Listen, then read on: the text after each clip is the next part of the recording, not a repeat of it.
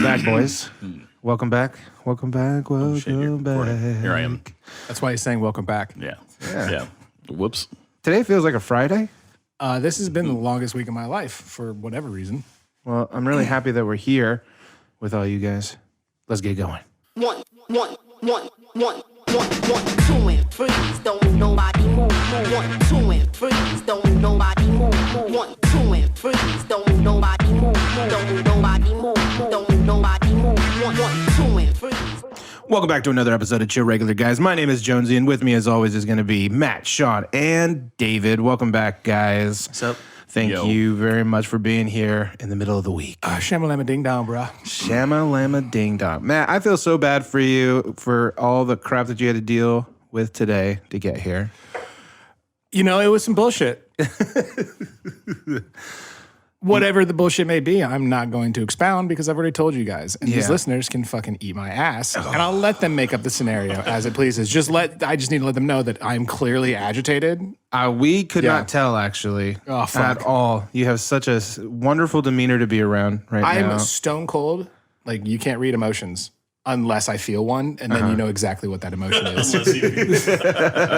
Unless the wind blows over the nerve, then you're going to feel it all, huh? Mm-hmm. Oh, man. Well, we got a lot of things that we could talk about today. A lot of interesting things happening in the world as of right now. And I think one of the things that's really interesting to me is digital concerts. Have you guys heard about this stuff? I've heard recently. Digital concerts? Yeah. If anybody knows about them, Travis Scott did a big one on Fortnite. And then we just got finished and announced. I couldn't talk about it, but I was just working on one for Roblox with Digital Myths, art directed by Dwayne and crew. But yeah, it was fun. Look, we were trying to recreate a concert experience. A lot in of a these digital kids space. In a digital space. So we're like, what is fun at a concert, for us? So there's like moshing is fun. So like, how do we update that and make it fun for a video game? Right. So we came up with, if you run around in a circle, you create a tornado and it sucks up everyone up in the tornado. That's great. And then you can jump out of it. That's freaking cool. awesome. And then we're like, we can't have lighters. People hold up their phones, can't do phones. So we got these glow sticks that change color with the concert. Nice. And then there's what's called emotes, which is animations you can do, which are dance moves, kind of like what Fortnite does. Sure, a lot of games do them. Mm-hmm. So they can dance with their glow sticks and stuff. And on this, you can like jump onto and off of buildings while everything's going on. I understand doing a digital concert, but is there also a little mini game in there to go find your drugs? The stash. The stash somewhere at the concert, you know what I mean? Who has the scavenger that hunt. type of thing? Yeah, that's, there's a scavenger hunt for those things. Is there? Start getting sleepy, just go find somebody with a fucking bump and just, all right, back in the game. Yeah, back in the game, we're ready to go, bro. Pass the J. These Spikes damn up. Zers, Gen Zers are not going to know what it's like to go to a real concert and try to find drugs and be awkward. Do you guys remember your first concert? Yes. Oh, yeah. Yeah. Oh, yeah. In great detail. I saw Cypress Hill once, and they taped joints under the seats insane. in the first couple rows. Like every few seats had a impressive. joint underneath it. I mean, that's show right there. They're like, we don't care about the age. Tweedledee and Tweedledum, what were yours? The Offspring. 98, I believe. My first one. No, it was 98 or 99. Nice. It was the Offspring. It was right at the height of the Backstreet Boys being really popular. And in the middle of their show, they all the lights went out in the arena. It was over at what's now Verizon Amphitheater or whatever it is now. Or Irvine Meadows. it was Irvine Meadows back then. In the day, yeah. And all the lights go out and nobody knows what the fuck's going on. And then all of a sudden you see 4 people standing on stage the way they would always make their entrance. The Backstreet Boys make their entrance, and you heard the beginning of one of their popular songs. You're all I ever wanted. Wasn't that NSYNC? Oh. No. Yeah, it was. You're all I ever... And so... Oh, yeah, I guess it is. Right. The whole crowd starts My going bad. shitty. I mean, they are pissed. You got a bunch of like punked out kids there who are like really against that establishment. And so this is going on. Everybody's pissed. Everybody's booing. Everybody's like asking for their money back. And then just like in 10 seconds, it went from to like everybody relief. having a great time to about to riot. And then all of a sudden on the screen behind these people standing there, you see a big middle finger flashing, and Dexter Holland comes out with the biggest motherfucking baseball bat you've ever seen and bats the head right off of one out into the crowd. And everybody lost it. It was great. See, but that's fun. That's showmanship. That's fantastic Yeah. showmanship. But like, what does that say about the people at the concert who actually think they're about to hear like a fucking boy band go? Like, are you just the dumbest people? Like, what is happening? Well, Yes, I mean- you are at an Offspring concert. There's no way on God's green earth, even if Satan himself came up and was like, I'm gonna fuck this concert up, he wouldn't do that. He'd be Yeah. like, I'm gonna put like Celine Dion because fuck Backstreet Boys. I mean, you should have seen how the crowd was for the opening band. Lit opened for that show. Oh my And God. it was I feel hilarious. incredibly old right now, so like just I don't know Right. if I'm the only one who feels that. Or... Lit for the youngsters out there was not a very popular band, What was especially their not in. favorite song? Or their famous song? Come on. We know it. There was a song about being drunk. That's all I remember. I do not know, sir. You know, whatever. Point is, nobody else knew either at the show. So this guy's up there singing and they're playing and they're doing, I mean, like in retrospect, they're doing a great job as musicians up on stage live.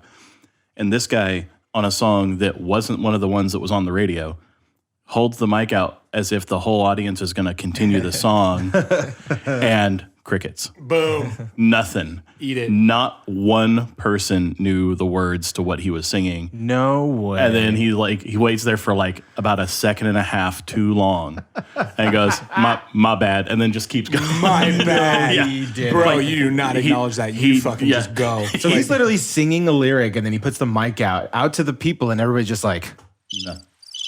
Yes, Because he forgot the words himself. he's like, I can't be bothered. Help me out here. yeah, come on, guys, So please. that was pure entertainment for me. I loved that. What about you, Matt? What was your first concert? Bro, you cannot do that. You were supposed to go, then I go last because I asked the Right. question. Oh, all right, fine. Kiss? Yeah. Kiss was my first Interesting. concert. Really? That's amazing. Yeah, we it was a buddy of mine. I think I was in I don't know, 6th grade. And his parents they love Kiss and they got tickets and they were just like, "Hey, can we take your son to a Kiss concert?" And my mom's like, I don't know, because my mom was like super Christian. Oh, wow. But she ended up letting me go and she was like, "Have a good time." And so it was probably one of the coolest fucking concerts. Yeah, I've so then ever every seen for- concert after that was downhill. I don't know, man. It was pretty gnarly. I mean, Yeah. ironically, Except for though, like Guar, maybe. Guar was Guar, probably that's like great. the next level. So I think last year, actually, I took my wife to a Kiss concert again, Wow. and they haven't aged. They That's the weirdest wheelchaired part. out onto the stage. Dude, and- no, they came out freaking rocking still hard. Maybe it's all the face paint that's kept them young. yeah. I don't know, man, but they Maybe- look the same. Maybe they're all just marionettes now. Oh yeah, they're just on strings and shit. Animatronic taxidermied band. I'll tell you, man, it's probably one of the They can coolest join shows I've Bo been when in. he becomes a stuffed animal. Oh, yeah. That's called a God. callback, ladies Yeah. and gentlemen. Go back to the pilot episode, or one of them. Yeah, Episode 0. episode 0. Nice. Yeah, by far one of the coolest things. Although it was a little interesting to me being that young watching a Kiss concert because their faces, their mannerisms, like the whole environment, right? Like the visuals of this is like metal. And they're disco. I mean, they don't feel very metal to me, you know? So it's hard for me to feel like, well, I guess they're not super disco, but it didn't feel metal, you know? I was like, oh, all that makeup and blah, blah, blah. And I mean, I think at the time it was probably metal. Like, I feel like Kiss that has is ever really, been metal. they're not metal, right? No, they're It's hard like- rock. I it's would like- call them hard rock. It's like maybe. party Maybe rock hard kinda, for the right? time. Technically, they're now classical rock guys. Technically, they're barely rock. They're barely They're standing. They're pebbles. Yeah, they're gravel. Oh my god. But I did love it. It was awesome. I think they're easy listening now. Oh boy. Love gun. I don't know. It's like, yeah, it's good listening. You hear that next Kenny G track on the radio. Oh, Yeah. that's a sad time. Could you imagine there's somebody that exists right now that was like, my first concert was Josh Groban Who? or Kenny G. That was my first No, concert. wait, Josh. Josh Groban is a person. He's actually a singer. That's It's the male Celine Dion. That Right, is actually right. a very accurate description. That's the only way They that need to do it together. I'm terrible about Together. most famous people's names, Yeah, that's okay. They don't know yours either. What about you, Matt? so it's fair. So this is where I sound like the whitest guy in the room. Also, kind of like the not nerdiest, but my first concert was Jimmy Buffett. That sounds fun, though. Oh my God, it was right. fantastic. But I'm also traumatized by this concert Okay. because before he comes out, for any of you who've been to a Jimmy Buffett concert, they were always like beach balls going in the crowds. Like they would just be doing it. I'm sure it happens at a lot of concerts now that I think about it. But as a kid, like that was awesome. Like all I wanted to do was go chase this fucking ball because I was like 10, maybe 11. And I was like, this is the fucking penultimate. If I do this, I have achieved nirvana. Like, give me that fucking beach ball, guys. And so I chased after it. It came my way, and I was like, this is the moment. Fucking carp the ball.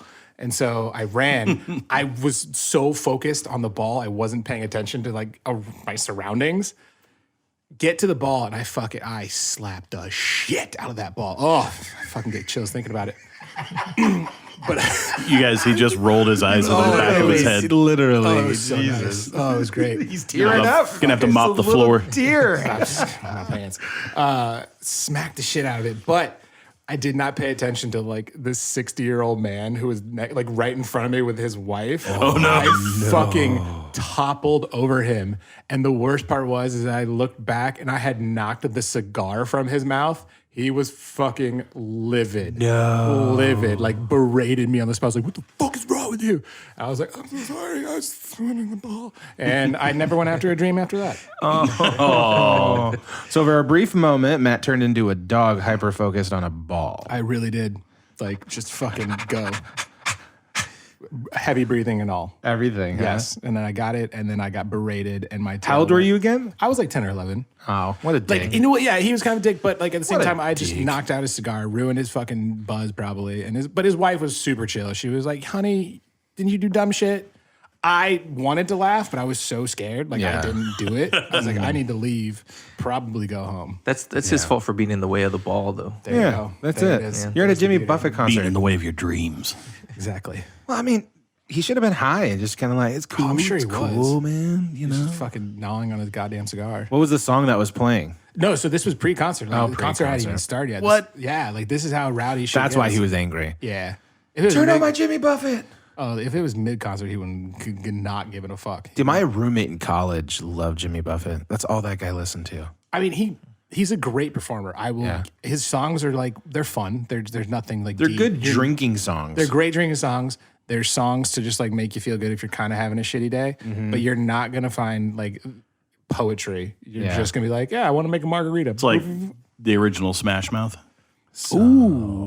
I love Smash Mouth. All right. No. Yeah, buddy once told me. I love that dumb fucking song. Everybody loves that song. I've met people that scorned it. Well, they should go to hell. That's what I felt too. I was just like, what is wrong with you guys? You know what band I listened to a crap ton when I was younger was Limp Bizkit.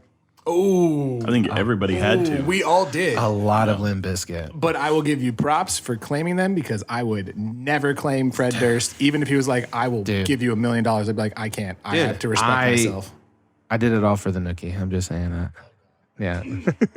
Back when they were really popular, I was in a band, and the guitar player really wanted to cover one of their tracks or another. I don't even remember what it was, and I was just like, no, I don't want to do it. And then they went and they're like, well, we're going to do it. So You either in or out, bro. You're the bassist. You got to do it.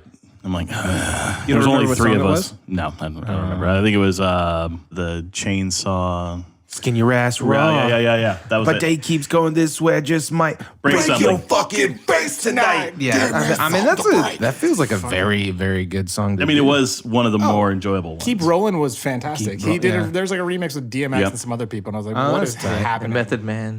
That was the other that was one. good. What's that? I didn't hear you. Come on a little louder. Everybody in together now. I love it, man. I actually- that whole CD, I thought was That fucking CD solid. was their best It was CD. the best one, yeah. And then they turned into what chocolate covered hot dog water Then they starfish. started making lips songs or to like whatever the fucking name weird. of it Britney was. Spears. He actually did a. Dated Britney Spears. He said he fucked Britney Spears. And he made He- he made he- a song to her too. Yeah, he claimed he fucked like everybody. And here's the Yeah. thing, Fred Durst, nobody wanted to fuck you. Maybe that's why the Red Hat campaign for Trump failed. Too much trauma from. Yeah, everyone was still. Fred It's like Durst. it's too soon after Limp Bizkit, man. You know, No, it's we're not wearing the red hat anymore. It's Yeah. funny though, because like people would always shit on his music, and he did a cover of Behind Blue Eyes. I It thought that was wasn't great. Bad actually. I liked was it. not at That all, was like yeah. a very rare moment where it was like, oh my God, Fred Durst, you may have some talent. No, I think he had talent. I think that he had more talent than people gave him credit for.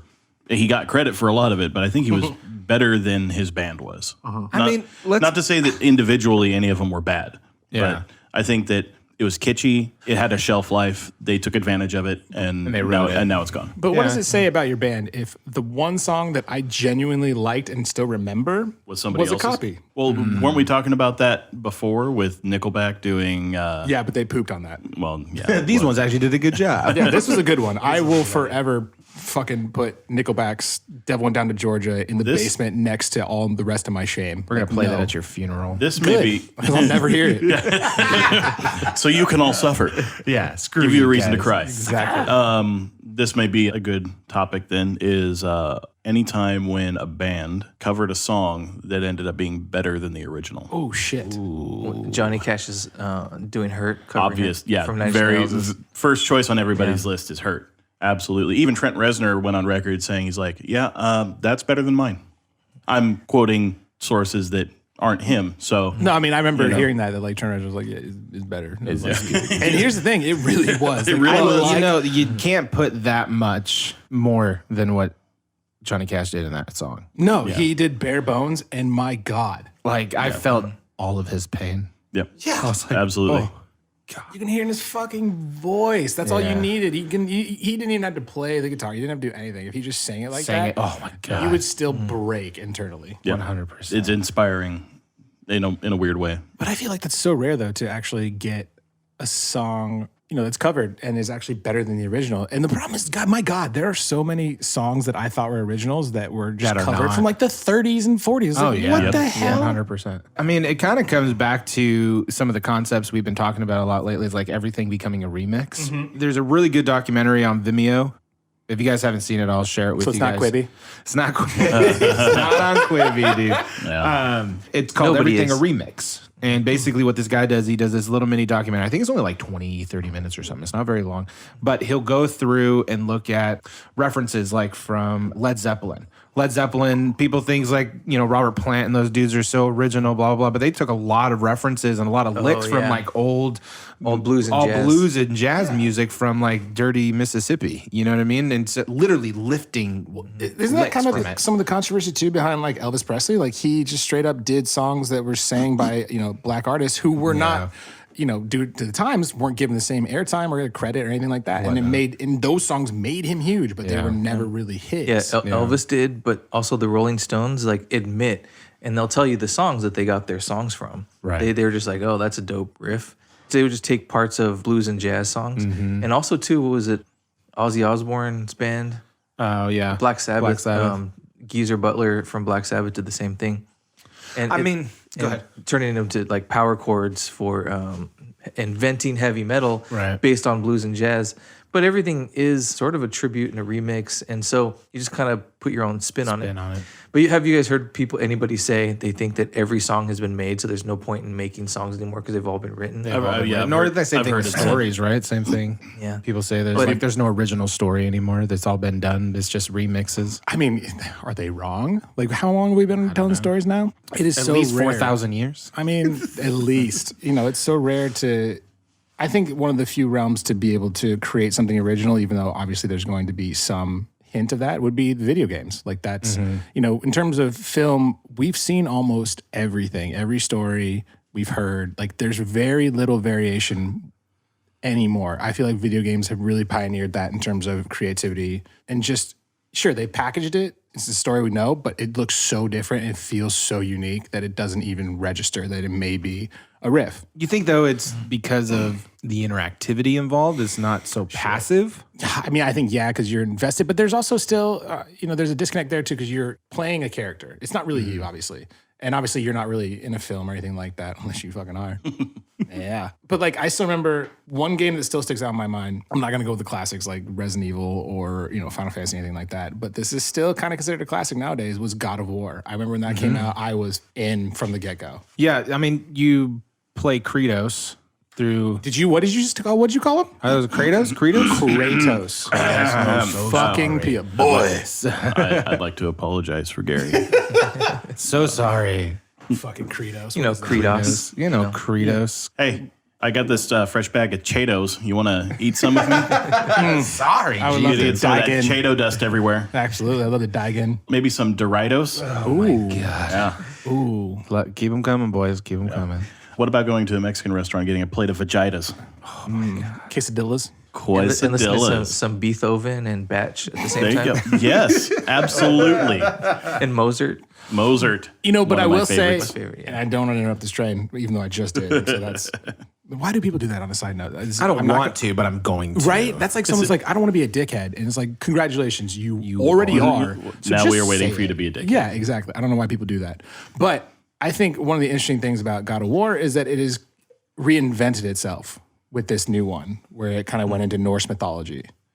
And that was a huge transition. I think that's kind of the challenge for a lot of stories nowadays is how are you going to reinvent yourself?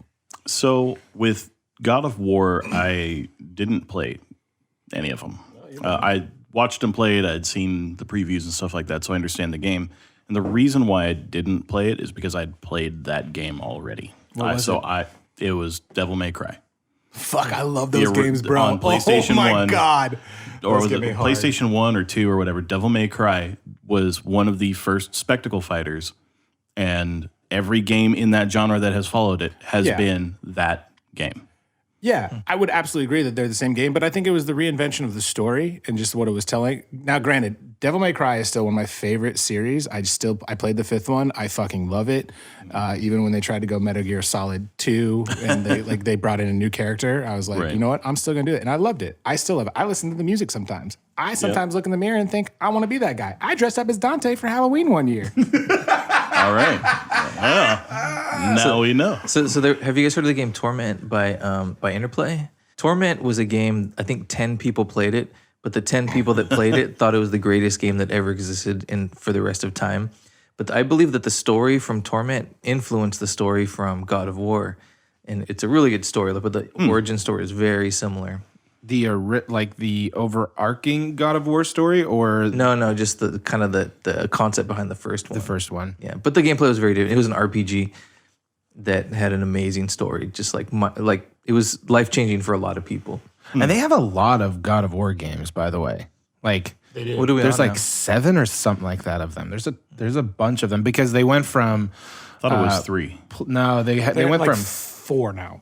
they just did God of War 4. That was the one with the Norse mythology. yeah, but they also had 2 other ones Like on PSPs. the PSPs and stuff. Oh, So, okay. You know what I mean? So I mean, and they're still legacy, so it's all Gotcha. still in canon, Right on. but different director. I think for me, it either needs to have a compelling enough story for me to put up with samey gameplay. Agreed. And thereby having to have good enough marketing to let me know that it's got a good story. Or it's got to have like innovative gameplay, even if it's the same story, Right. you know? Because if it doesn't have one of those key elements to draw me in, I just kind of go, well, I've played that game before. I can play other games and not just waste my time. Yeah. To me, it's not necessarily about game mechanics because, like, I love the Tomb Raider series and I played the new revamped ones. And when you play those games back to back, like, I played them literally back to back. I was like, oh, shit.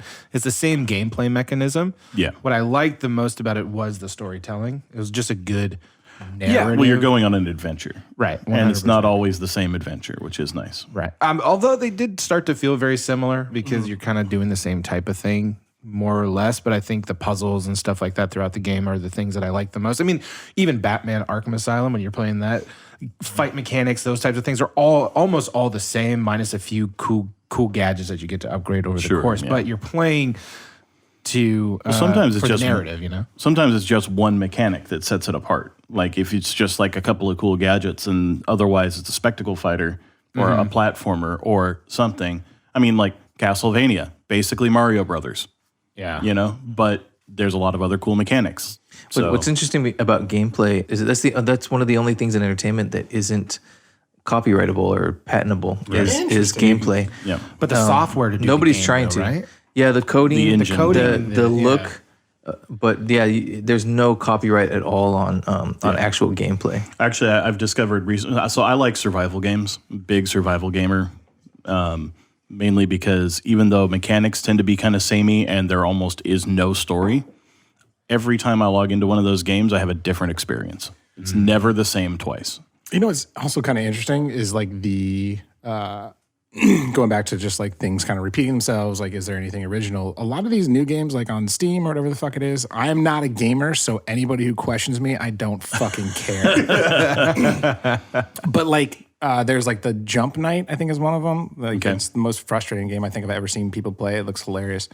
But they're all very simple. Like, it goes back to like Mega Man days where it's just like scrolling, which is still the hardest fucking game. Mega Man's hard. The original Absolutely. Mega Man, oh my God. Just mega assholes. And it seems like now that's coming back kind of. I mean, there's a lot of games that are just very simple. They're very like scrollers, just, they're 2D, they just jump around. You have like 2 buttons.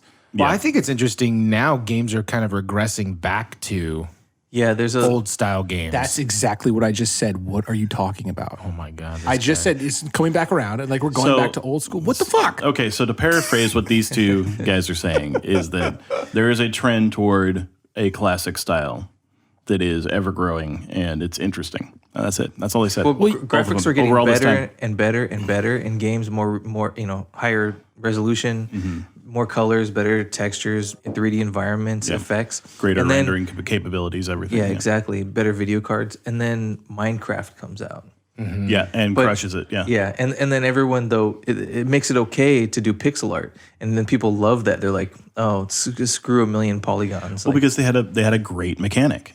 They had a malleable world, which nobody had seen done right since it's Red like Faction. modern Legos. It's what I was Legos about for the to kids say. today. Yeah. Oh my God. Yeah, remember Red Faction? It was like one of the first. I remember playing that shit in like a van driving down to spring break with my high school friends. Like we had the N64 there. I think. Nice. And it was that game was fantastic. And you could just everybody- blow apart walls. It was awesome. Yeah, the first malleable environment game, and one of the first. I guess was the first to do it like they had. Right. Years and years down the road, and like I think 3 more Red Factions or whatever, Minecraft comes out, and they're like, well, it's kind of like that and Legos. So you can build, you can be creative, which was I think one of the main lures, and it was actually an early survival game, and I'm very into survival games, and they all share these elements. You can be creative. You can build your own base. You can find new ways to survive. You can find better ways to do stuff. Here's my question. So obviously there was kind of a shift, to the retro style of games for some of them. Like, Minecraft came out, and there's been a slew of others that have come out as well. What came first? Was it the Stranger Things happened, and then the 80s nostalgia started coming back, or did video games kind of pioneer that first? Like Video games. video That's games actually first, one yeah. of. So is that kind of a shift then? Like video games are kind of leading that kind of. Well, was it 2 episodes ago we were talking about this, where video games were kind of trailing behind? But I think that is one situation where video games. That's when the market matured. I came in to video games in the shift from going 2D to 3D. 2D started looking really good, and then 3D looked kind of like shitty, but it was like cool. You can move around and stuff. And then 3D started looking Tekken. good, and then retro became cool. Like looking shitty kind of looked cool, which is retro. But there's an appreciation for doing a lot with a little. That's when I think the market matured. It was very insecure before, and everybody needed to try to live up to something or prove themselves as a medium. But once they could laugh at themselves, make fun of themselves as a medium, and do tributes to the past, is kind of when it became like a secure medium. And the guy who invented Minecraft outbid Jay-Z on a mansion in Beverly Hills. Suck it, Jay-Z. Yeah, screw you, buddy. I got this video game money. Well, and the other cool thing too about doing retro games, and I'm not a big retro game fan. Like, there's some stuff that I like, but I'm not like I have to have every retro game out there. But with the advancement, the onward marching innovation of other games, people developed new mechanics and new game styles and new game modes and things like that. That if you're building a retro game, made it easier to introduce those elements because and there's proven mechanics that are just really addicting and fun to do. Yeah. And you just And they're kind of able do to it your own way, and Yeah. and you can catch that drafting. and with retro gaming, it doesn't take as much to run it. It doesn't take as much to. I mean, you have to have all the same talents to create it. So you can really fine tune the dynamic you're trying to showcase there. You can work on your gameplay without having to stress about your assets, and that's a big advantage. One of the greatest retro games that I've seen in the years was Cuphead. Yes, Cuphead's amazing. Have you guys played That's so Cuphead? hard. I don't know if I would count that. I would count that as more. I don't know if that's retro because the graphics, everything is so refined. Yeah, I get it's a 2D scroller, 2D or whatever, 2D scroller. But I think because of the sharpness, because of the mechanics involved, I wouldn't count it as a retro because I don't think they had the capacity to do that with the old school games. What was that one Sackboy or whatever, the Excuse me? PlayStation game where you were this little like beanbag kid? What? Are you sure this wasn't a game about you? Boy. Yeah, okay. So I have never seen you get annoyed, and that was the moment. That was fantastic. That's not the Meat Boy, is it? not Meat Boy. It was fuck. I can't believe I can't remember this. You played this character called it was like Sackboy or something, or Sack Kid or something. I shit you not. This is why I want to start doing these And live and getting it's other gamers that are way smarter than we are to come in here. So and they just sit there and talk shit. Fuck you, gamers. no, I can't so they can believe- tell us what we're talking about. No, that's all. I can't like, believe I can't remember it. he's gonna but look it up now. Grandpa's basically gonna go look it it looked up on his like phone. it looked like Baby Groot, and you roll around, and it's effectively a 2D side-scrolling game that is a platforming game. It's got incredibly good graphics, but it is no different from Castlevania or any other side-scrolling platformer, period. And I would say that Cuphead is basically the same thing. It's got a great art style. Yeah. But because it's, a side-scrolling, quote-unquote, two-dimensional platformer, some people might call it retro, but it's kind of not. It's just got a classic art style. So here's something. I don't know. Sorry, I didn't mean to cut you off, but I do feel like from a traditional 2D side scroller game, it keeps to the same old gaming style. Yeah, it has There's a lot of different proven to it. dynamics from old like games. Atari games. Yeah. Yeah. So the video game's called Sackboy, by the way. Nice. Yeah. How do you feel? I feel great. I got it right.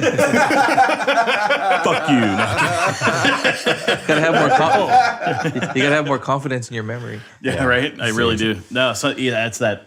The second I go, wait, is that right? And then it's over. And I've second guessed myself. I just need to go with it. I need to run with it. In Cuphead, one of the interesting things is like as if a video game was made without limits in the early 1900s, yep. with the gameplay of like what is it, the 70s, Something like that. 80s. I mean, I'm kind of getting on board with you guys. Gary, what are you gonna say? Oh, that just it. He just kind of hit the nail on the head for me. I mean, yes, it feels fresher because our graphics now have been, we can handle more, so it looks crisper. But I think from the foundation of the way that game was built and the style, it still feels very retro to me. Mickey, was it Mickey's Mansion? Mickey Mania or whatever? What are you talking about? Are you having a Super stroke? Nintendo. Stop it. The Super Nintendo. You're gonna make me second guess. You're doing it on purpose.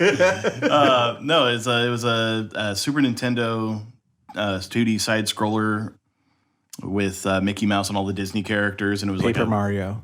Paper Mario is another example. I do not remember a fucking RPG game with Mickey Mouse until Kingdom Hearts, which we've already talked about. prior to a that. little bit. So here's the thing that I find interesting though is that the nostalgia factor plays in for us because we're a little bit older, obviously. So but for whatever, thank you. But for whatever reason, it also resonated with the younger crowd. Was there a fact that they thought they missed out on like this shitty gaming, which is frustrating? It makes you throw controllers against the wall aggressively. Your kid loved it, or your nephew, right? It's just cashing in on what's proven that human behavior enjoys. But yeah, I have a nephew. He's autistic, but he's like a brilliant autistic.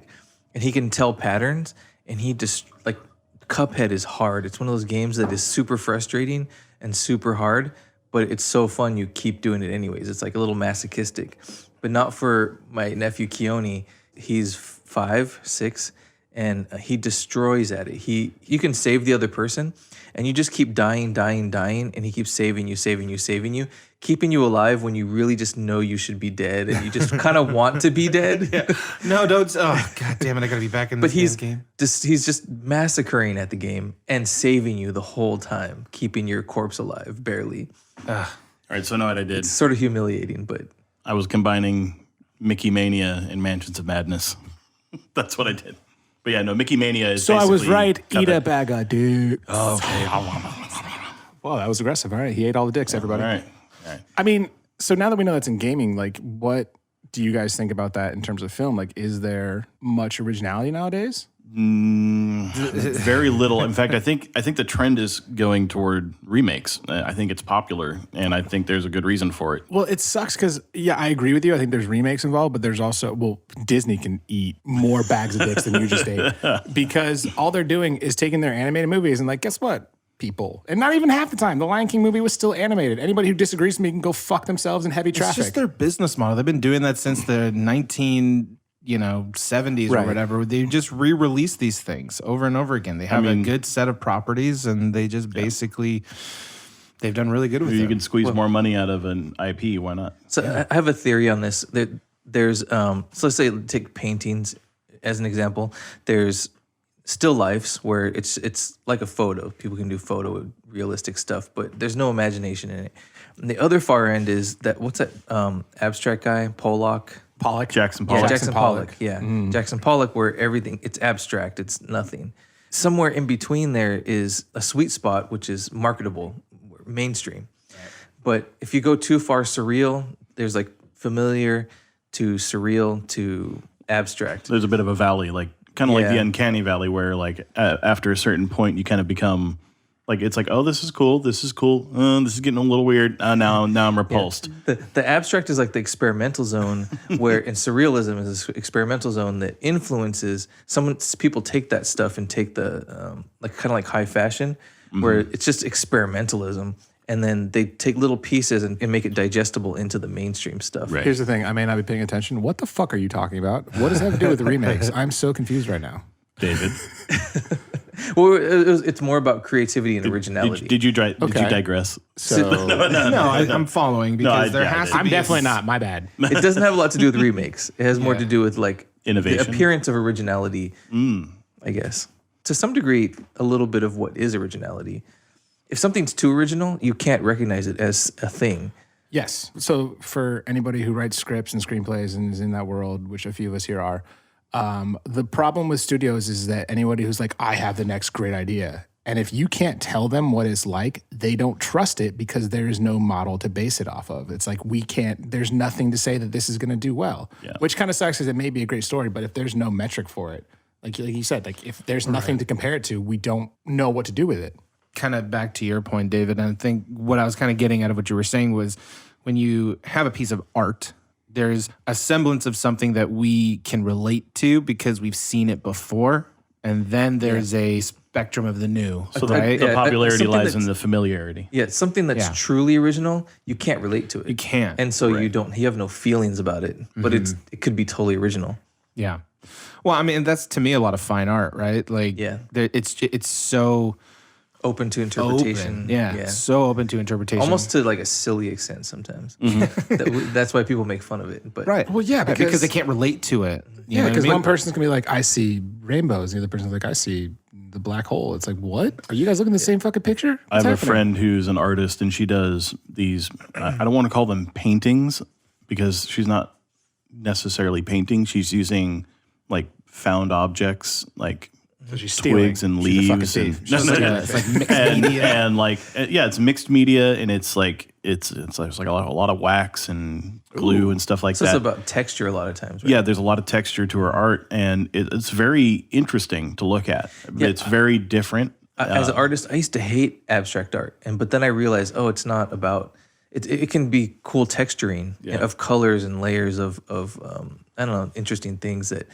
It's raw. I grew an appreciation for it. Yeah. It's raw and almost primordial. It can be anything. I love experimentalism. Now. But I think I like experimentalism. I think there is a platform for it for sure because it allows expression in a way that is not normally seen. If you don't try, how do you innovate? Exactly. Like you have to push boundaries. But at the same time, like I think that is perfectly fine with art, like with paintings, whatever it may be. I think it'd be really hard for anything that is consumer like. Film or video games. The game you were talking about before, Scorn, feels a little abstract. Right. So why haven't they released it? Who knows? Maybe people don't want to invest in it. Maybe people don't. Like I think that may be a serious thing. Like it seems so gnarly and just it's like too graphic. Sort of original for a video game looking. It's too original, but something about it just feels so wrong. Like seeing all the flesh intertwined with the the structures and the metal. Like I think as people, we intrinsically feel awkward about certain things. And when you mix skin, flesh with mechanics, like there is something, because they're not supposed to go together. I mean, it's like there's a Japanese film, and basically this dude gets a cut from some kind of foreign object, and he starts turning into metal. Like like he starts trying to like eat metal and consume it. Like he eventually grows like a drill dick and murders his girlfriend with it because Japan. Why? Because Japan. Have I not seen this? It's I can't think of the time off the top of my head. What porn site is this on? It's the, He's like, I jerked off to it this In the morning, notes and of I the just- and I episode loved will it. be the name of this. Oh, it's just one movie. Right, That's yeah. it. We'll just Or leave it in the we'll name comments. after that show, after the movie. But it's like Metal Man or something like that, which sounds like a fucking bad guy. Very from Mega Man. original.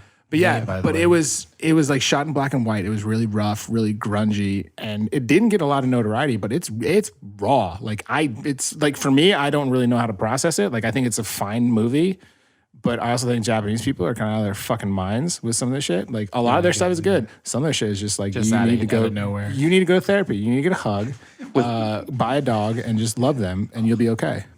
So you're saying they all need therapy dogs? Oh yeah, absolutely. Oh my god. The world would be a lot less of an entertaining place without the Japanese, I think. I'm not going to disagree with you because I fucking love anime. So there is that. Game shows, anime, weird movies that you just described.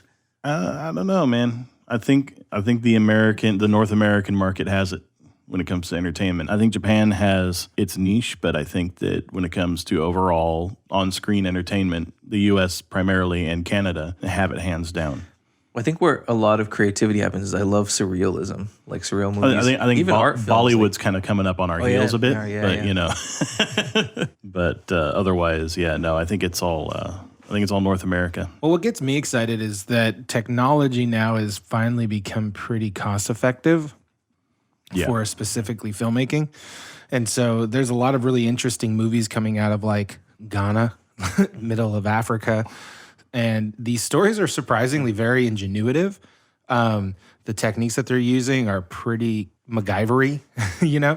Oh yeah, there's that. What was that crew? What was that film crew? They like filmed something down there, and like they got sent a ton of film equipment just to keep producing content. I don't know what that was. There was a guy that was shooting everything off of just like this little old school camcorder that they were able to get. Just he got a camcorder and was like the Blair Witch Project DSLR or something like that. Are these action movies or what are they? Some of them are action movies. Some of them are just really kind of like tribal films, you know? So there's some really cool stuff coming out. There was a little bit of innovation, actually, was with the found footage movement with the Blair Witch Project when movies started coming out where where it was just like basically camcorder footage. Right. I still remember like people being like, "No, this movie's real." I was like, "Okay, you're fucking stupid. Did you not see Texas I Chainsaw was that Massacre and guy. like Night from Toby Hooper?" I literally was that guy. I was like, this is real. I went into the movie thinking it's real, and by the time it was over, I realized it was staged.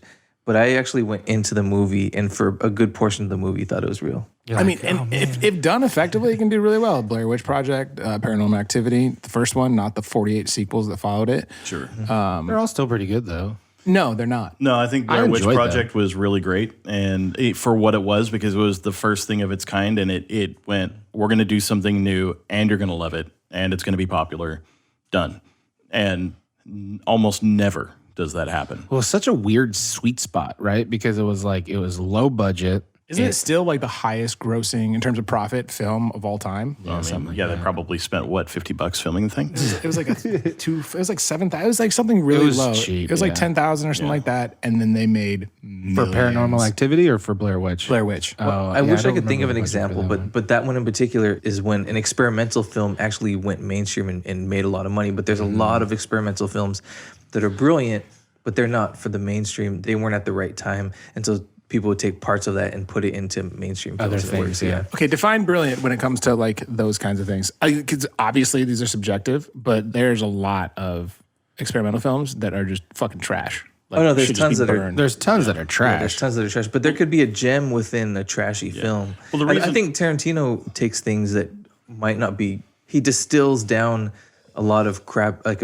a genre that was kind of crappy into just the good stuff. Well, I mean, he's gone on record saying like, Pulp Fiction was 4 stories he's always known and loved, and just want to tell him his way. Yep. Like, the prize fighter who didn't throw the fight, the gangster who wants to quit, or the hitman who wants to quit, like all those things. He has gone on record and been like, yeah, I just took the 4 things I knew and just told it my way. And he's definitely said about other things, like I just lift scenes from movies I love and put it in mine. Well, and another example I would bring up is Terry Gilliam is sort of a surrealist. Terry Gilliam is a fucking interesting human being.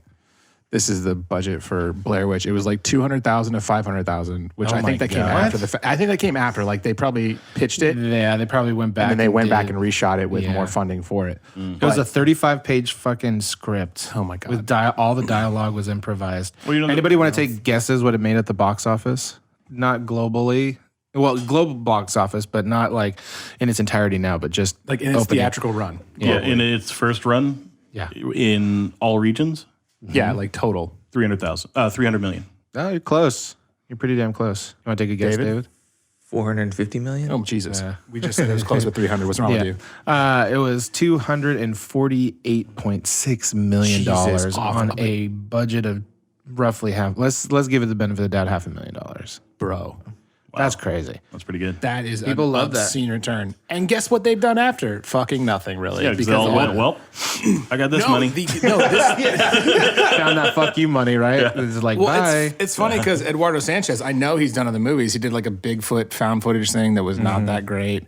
Like, I don't want to say he's peaked with early on, but it kind of sounds like it. All the paranormal activities were Yeah, they did the same similar thing. Yeah. Except for the second one, which was not good. Well, Book of Shadows, they turned it into a movie. Like they actually there was no found footage. It was all like actual actors and shit. It was really weird and really dumb. Well, thank you. And that's my 2 cents. Well, we always appreciate your 2 cents, man. I know. You can all eat a dick.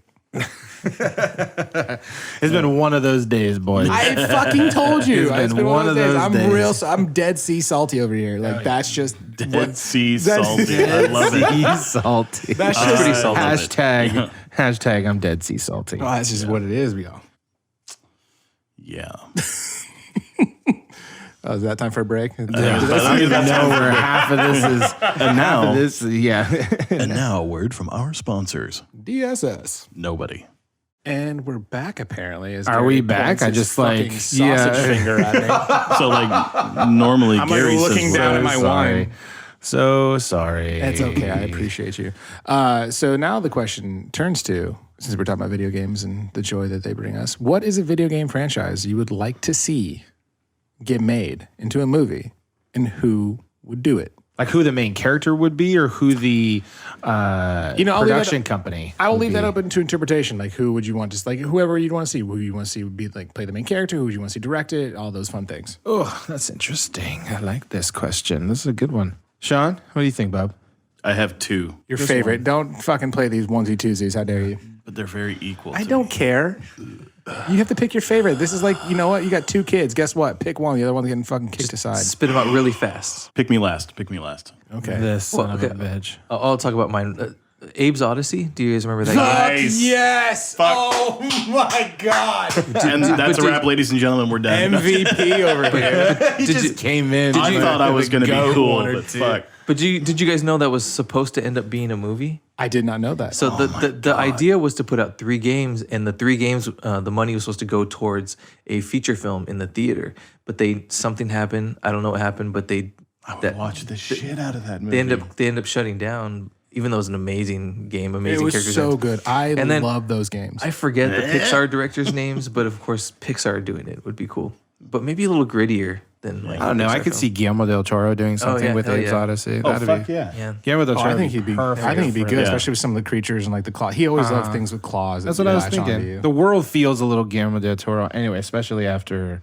But it's a little more comedic, I think, than he normally does. But here's the thing: he does comedy kind of well. He does Yeah. that really kind of absurd. Like Hellboy was great. I mean, yeah, I feel okay, yeah. Yeah, because that's exactly. And he Yep. could make weird physical effects like real. He's got that. He does do things pretty practical. He does a lot of Yeah. things pretty practical. And I appreciate. Tim Burton wouldn't do a terrible one, but he'd put Johnny Depp as the main character. And so- then I'm off. he would be- I'm he would out be Abe. again. Yeah. Johnny Depp is Abe. No. Yeah, I love the Depp, but Fuck Amber Heard. On a side note, Oh. Amber Heard, the one who got, Yeah. she's like, Johnny Depp beat me. First off, Johnny Depp wouldn't Yeah, hit you. no. You're a cunt, and I'm glad that you're gonna lose a lot of money. Fuck you. Oh my goodness. This is Johnny Depp should take her place in Aquaman.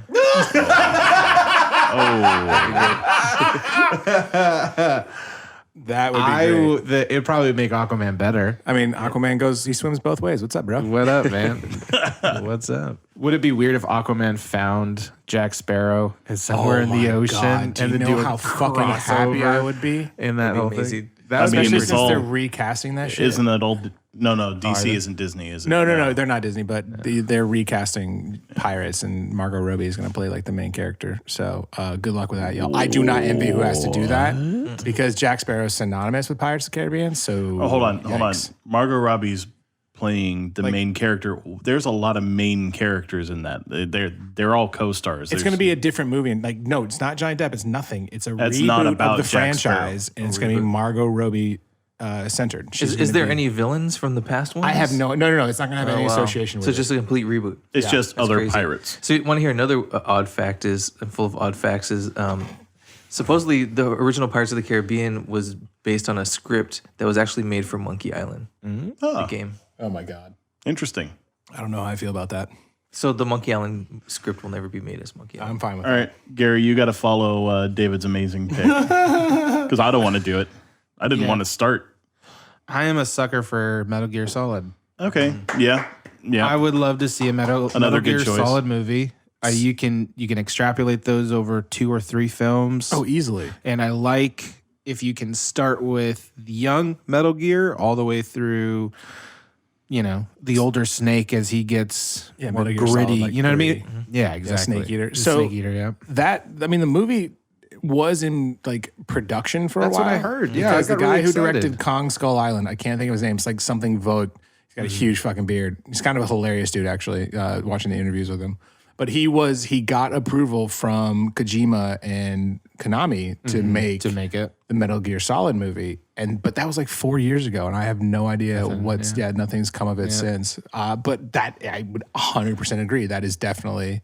To me, it'd just be Top great. tier. Yeah, the moment that we hear that actually like bring that sound in the movie, I'd go crazy. I would die. I would die a happy man. Oh shit! So you just took mine. You fucking. Oh, was that yours Yes, too? you filthy Well, we're fuck. friends for a reason. We are. You know? We all are. Cheers, buddy. Do you have another one? Do you have a second? If you give me about 30 seconds, I'm sure. I Okay, can I'll There you go. give my first. My first choice, hands down, would be Fallout. Okay. And I would like to see Favreau do that because he's done great with The Mandalorian, and I he's respect that. done great with the MCU. And I just think that with Favreau doing the Fallout IP, I think he gets the tongue-in-cheek humor and the just absolute ridiculousness of the wastes. I the think characters in Fallout it. would do kind of what Deadpool kind of did, where it was a departure from the formula, and I think it would be fresh. I think it'd be cool. Maybe. I would like to see it doesn't have to be any like one of the series, but because, in each game you play a different protagonist, you are a different quote unquote hero. And the main through line in Fallout, the thing that makes it Fallout is how much everything fucking sucks and how like there's just some stuff it's so weird you just have to laugh at it. It's just like, what else can you do? And I just love it. I love the zaniness. I love the tongue-in-cheek humor. The puns are great. There's no video game movie that has come out so far that has that dark of a sense of humor, right? Not that I could think of. like a video game movie. Yeah, video game turned to movie. No, I don't think any of them have ever even tried to do that kind of a dark sense of humor. I mean, they've all been fucking Paul W.S. Eat My Asshole Anderson. The closest thing to an actual movie that has anything to do with Fallout is actually A Boy and His Dog. I don't know if you guys have ever even heard of it. Yeah, but it's a very little known post-apocalyptic movie. Came before Mad Max and all that.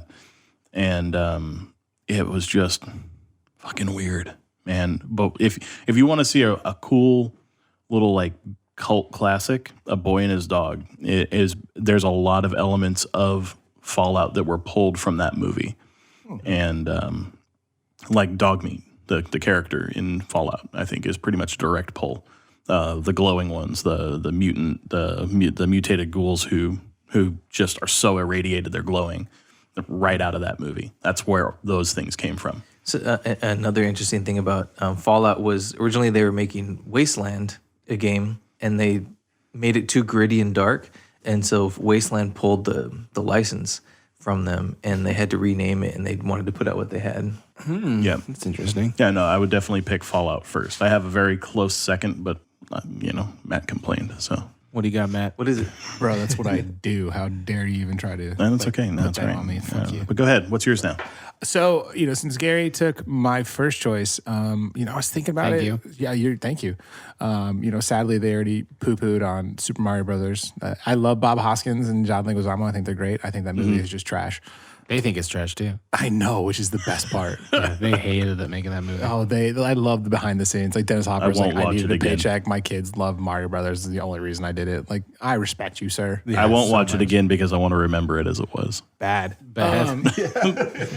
I enjoyed it, but I was young. I think, and like Silent Hill would have been my go-to, but I think Christoph Gans did a really good job with the film. I don't think a lot of people got it, and I think it was just too different when it came out. But I still love that. But one that I think has the cinematic value and appeal that could do well, but it's such a fucking like deep, convoluted, not convoluted, but it's like deep, really hard to do story would be BioShock. Totally. Like that one would visually be stunning and it could be really well done. But the problem is they'd have to try to cram so much shit into like 2 hours. Like it'd probably do well as a TV show, like a limited series. I think it'd be fine.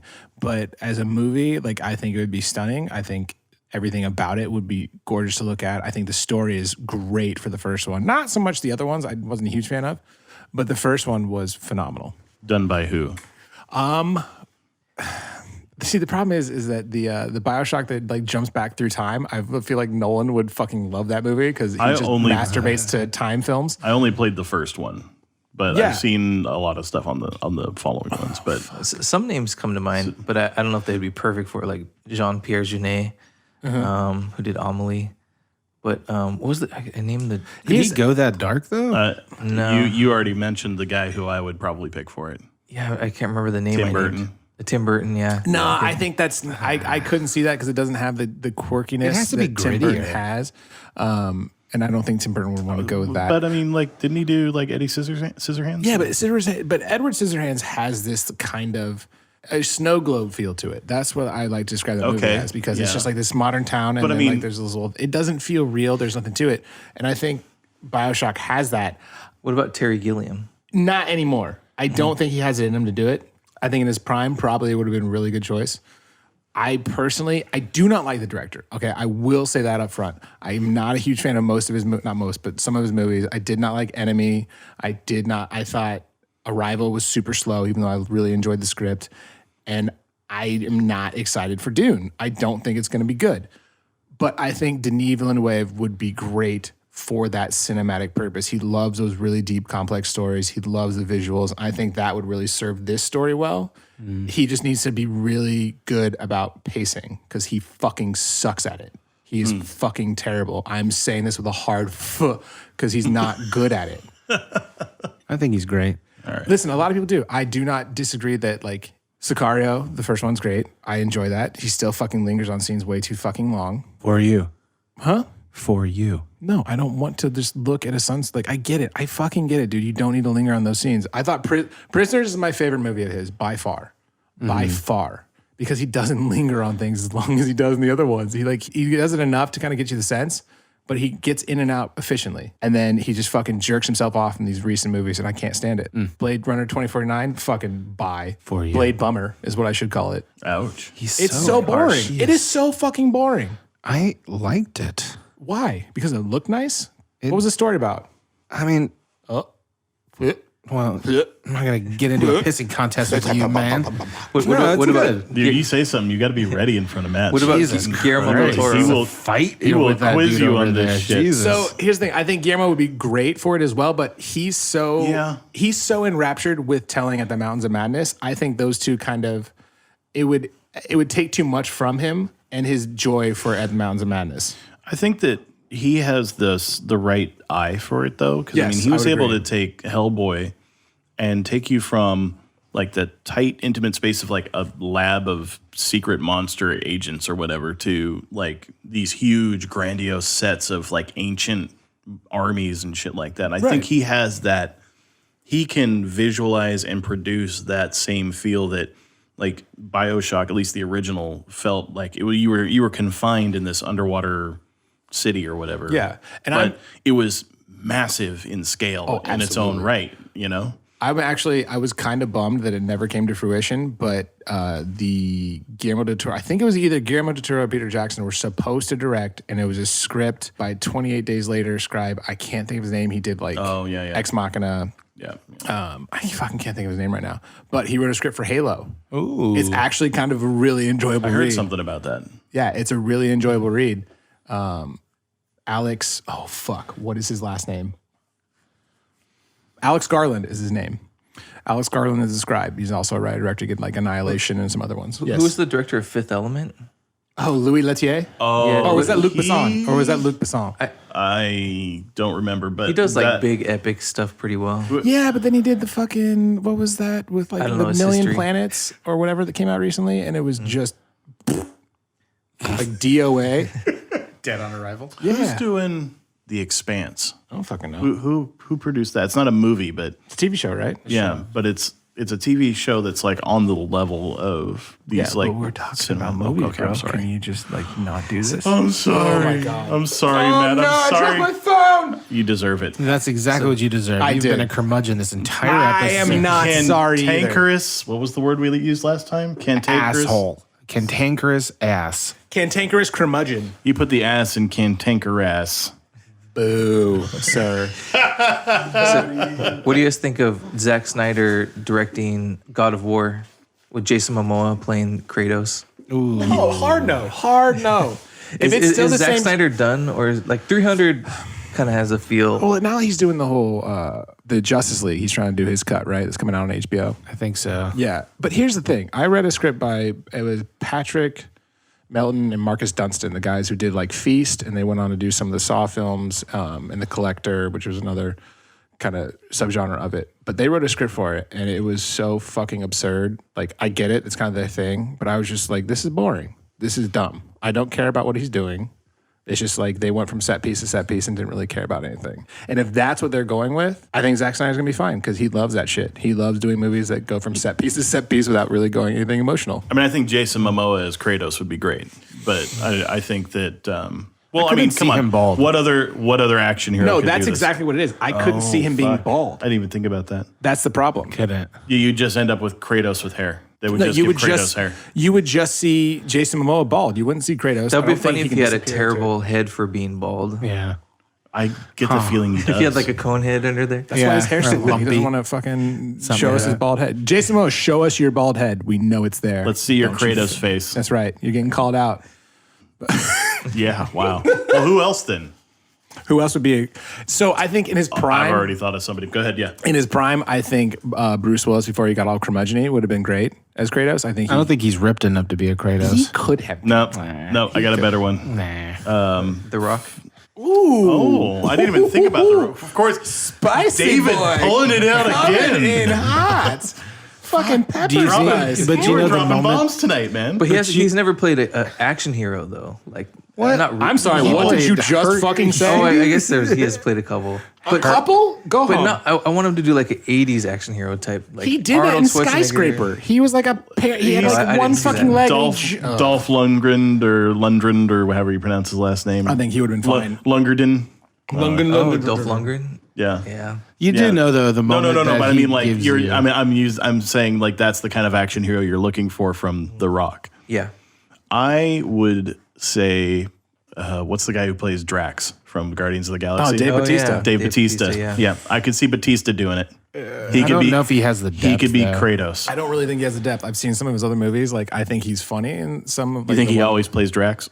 No, he doesn't. I wish he played Drax because he'd probably But be he funnier. kind of does though. But he, he he did is that one with Drax. like Dej, whatever his name is. He was in The Expendables. What? No, he wasn't. Yeah, he was. Dave Bautista? No, he was not. No, He was not in The Expendables. He was not in The Expendables. You had like Randy Couture and some other like really Who the C-list. fuck am I thinking of then? I don't know. Or There's, what like, movie? Oh my god. What movie am I thinking of? He's gonna go down the rabbit hole, ladies and Yeah, I gentlemen. Just gonna look at dudes on the rabbit hole. Good job. Dave Bautista. Why are you fucking saying that? Just like, What is he from? The Googles. I just feel like the moment that The Rock gives you his rock eyebrow, he as hasn't done that in so Kratos- long though. He hasn't done that in so long. He has the rock smolder though.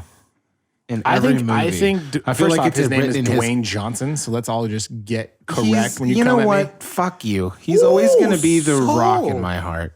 Yeah, because you don't grow up. Don't worry, I don't either. Jesus. Hold on. So I'm looking up. I'm in Dave Bautista's filmography. Okay, cool story. Apparently, I'm behind the times because he's on his IMDb. It shows him as physique for The Princess Bride in 2020. They're remaking The Princess Bride? I don't know. This is the first time seeing of it. How did this all just come back around? Please, How God, did it no. come full circle? Why do we need The Princess Bride remade when it was perfect as it was? Hold on. First off, Serialized the remake Giant? of The Princess Bride told in short chapters. Okay, oh must be a no! This Must was be a when a book. bunch of celebrities they did their own thing. Like it was a bunch of people, thank and God. they all filmed different segments. Oh, thank It was God. actually kind of cute. It was funny because there was no budget. It was just like they had camcorders and they just kind of did their own thing, and they all streamed together for an actual film. That's perfectly fine. I thought you were telling me they're trying to remake. Yeah, it. no, was that's what I about, thought. That's what I was like, no. Fuck that. If they ever touch Princess Bride, they need to get fucking burned. Best line in cinema history, in my opinion. And they bought the one the peanut. That's pretty good too. No, best line in cinema history of all time, any movie, hands down, fight me on it, is Inigo Montoya. Not his catchphrase, What? not the one he repeats over and over again, but his scene where he's actually confronting his dude, and he says, promise me this, promise me that, and the guy's like, anything, you can have it all. And he's like, anything? He says, anything. And he stabs him. He said, I want my father back, you son of a bitch. Fuck yeah. That is the best, hands down. Nothing else has ever beaten it. I will challenge you, sir. Let's hear it. I feel like everyone should just chime in with their own challenge. This is my Absolutely. challenge. Absolutely. I personally, since I had read the books, okay, I stood up. I was drunk as fuck. I stood up and clapped. Everyone else did too. We didn't give a shit. Opening night of Harry Potter and the Deathly Hallows Part 2, when Mrs. Weasley faces off against Bellatrix Lestrange, and as soon as she goes really gross, she fucking knocks this out. She's like, "Not my daughter, you bitch!" I was like, "Yes, fucking get her, fucking get her."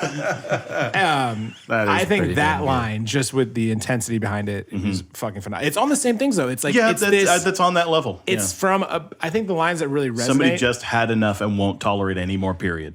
Yeah, and something was taken from them. Like at that point, one of the twins was already killed. And so it was like, no more. Like, I'm done. Like that kind of a sentence. There's nothing you can do to get past me on this. Yeah.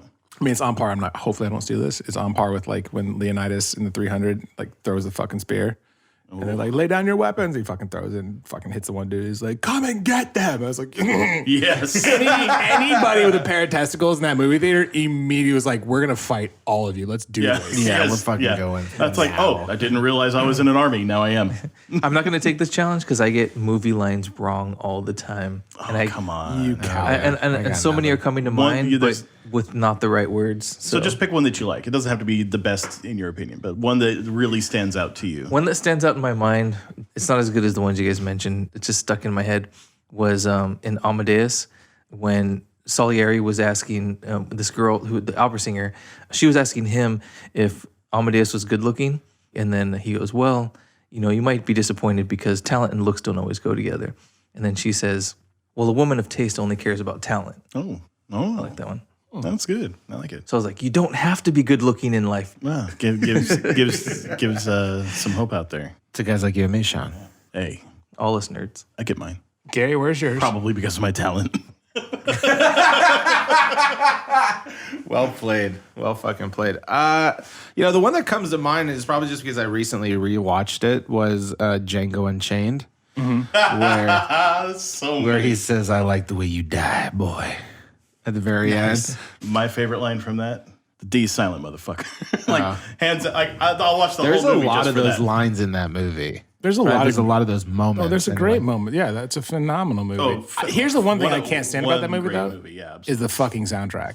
I don't like when people take modern songs and put them in like older movies. I'm not a fan of that. I love that. I can completely diametrically No, opposed and to your I opinion. get why people do enjoy it. So I'm not like saying that it ruined the movie. I'm just not a fan of that. I still think the movie is highly entertaining and very well done. That's actually, there's a band called The Heavy that I really like because they kind of have this like weird like hip hop.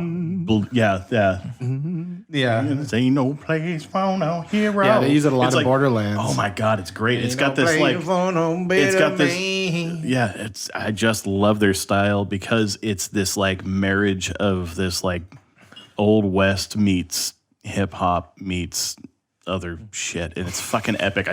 Funk is what I was thinking of. And it's just fucking great. Okay, I respect. Have you not heard Absolutely. it? No, I have not. Oh, Heavy. it's so good, dude. I'm good. I don't want to. Yeah, Shortchange No, I'm Hero. good. I really don't want to listen to it. I mean, Matt, you know what? I don't care what you want anymore. Well, I mean, that's the beauty of it is that you can. Oh, you're gonna play. You son of a bitch. You gonna use the place out? I mean, that wouldn't be a bad idea. Man. It's a really good song, and it's by far one of my favorites. These guys played live down the street, by the way. No, that says a lot. There's like a good solid minute of shit at the beginning. So you should probably just go to the good stuff. You got to experience the whole moment. Yeah, they do kind of set a scene. Matt's falling over in his chair right now. He's like, kill me. Sounds like spaghetti westernish now. Yeah. Yes. That's exactly what it feels like. Yeah, and a lot of their stuff is like this. Oh, it sounds like Kill Bill. Yeah, which was a spaghetti western, just different. I was being specific. You Well, it's crazy too because the opening of the song is very different than the next piece. Yeah.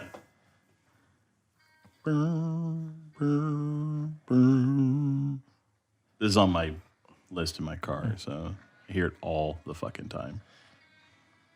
It is a very long opening, though. Yeah, it's like they did a video because it sounds like there's like somebody shuffling in a storm, Yeah, probably because they're so bored by this song, they're just shuffling around, not knowing what to do. and then they didn't like clip that out for the audio only version. Right. It's a Foley sound guy music. Yeah. If some sound engineer out there got a huge boner when they just put this on the track. I'm glad he does. I'm flaccid as fuck. But then, Yeah. What was the musician that did that put together the Kill Bill soundtrack for Tarantino? The Wu-Tang rapper. RZA. Does he have anything to do with this? Not that I know of.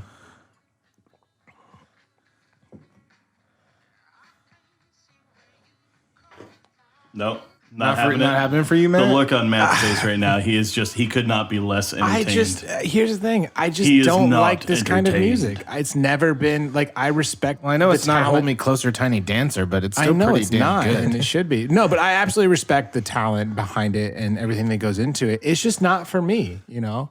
It's kind of like when you guys are like, hey, I like bad beer. And I'm like, no, I don't. So like IPAs. Yeah, so it's like, oh, who wants a fucking IPA? I'm like, no, I respect my taste buds. Sorry. Oh, yeah, I can hear it. But that's I not an respect that you IPA. guys enjoy it. That's not I'm an not IPA going to be music, like, it's though. you should never listen to it. If you enjoy it, listen to it. That was a cool amalgamation of styles. Right? Yes. It was That's like what- hip that's what I hoppy like and then about it. soul and Yeah. If spaghetti it's not western. consistent, I can't stand it. Genre bending music is great. No, if it's not consistent, Purist. I'm a fucking I was about to stickler. say, Matt's a straight purist. Well, that's why I was like, Nickelback, sick of fucking rock. Don't do fucking Charlie Daniels. What's your favorite band? My favorite band? Yeah. Nickelback. Second favorite. So next week on Chill Regular, we'll have a new co-host here. We'll have a rest in peace sign where Matt's sitting right now. We're just never going to replace that chair. That's okay. We had Sorry, four, now some guy there's sat in three. it who likes Nickelback. We just don't use it. No, it's okay. Like, I don't know if I've ever had a band where I was like, I really love them. I've always bounced around genres, and So if you had a soundtrack of your life, who would be on it? God, I hope it's Devil May Cry. I have like 6 songs of the soundtrack No, from that's the right. games So in whoever my that fucking composer playlist. is. I've been listening to one called Bury the Light, which was from the new game, and it's like, I wish this was me, but I'm such a bitch. It's not me. I've never done anything this cool. I know. It's like they're half demons, and I'm just half douche. I think Alabama Shakes for me would probably be one of my all-time favorite bands. I don't know who that is. Never heard of Alabama Shakes? I think I've heard of them. I just don't know who it is. So what's your walking in music if you walked into a scene? If I'm walking into a scene, Yeah. like if I'm if I'm walking into a scene, Dun, dun, dun, dun, dun, dun, dun. Mine would be the Benny Hill theme. Yeah. it's probably Always appropriate. yeah, right. it's probably Eminem. Guess who's back? or whatever that song. Guess who's back? Back again. And it's usually after I've already been kicked out of a bar or something, been like, guess what? I'm back, bitches. I know the owner. So you thought you got rid of me? That awkward moment between you and the bouncer. Being like, fuck. Yeah. Well, guys, I think we did it. This has been a really great episode. We made it. We made it, as always. Thank you, boys, for coming in. If you guys out there are listening to this podcast, what helps us out a lot is if you guys go ahead, like, subscribe, thumbs down, thumbs up, do all those types of things. Leave us a comment on our iTunes. Tell us all the numerous ways we were wrong Oh, yeah. and right. Yeah, And fact I check will tell us. you all the newest ways. Yep. I don't give a flying fuck. Yep. Argue about it. Fact check us, and we won't look at it. Either way, guys, we appreciate you guys being here. And we out.